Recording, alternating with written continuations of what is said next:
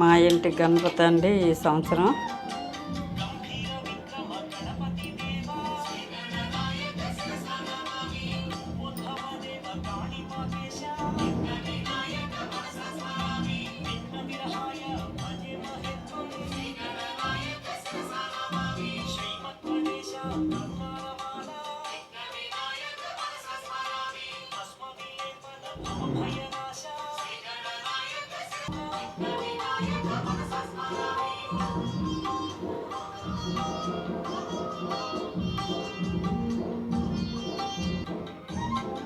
బూందీ, ఆరది, కొమ్ము శనగలు, అటుకులు, బెల్లం, అక్షంతలు, పులిహోర, గంధం, ఉండ్రాళ్ళు. మా గణపతి.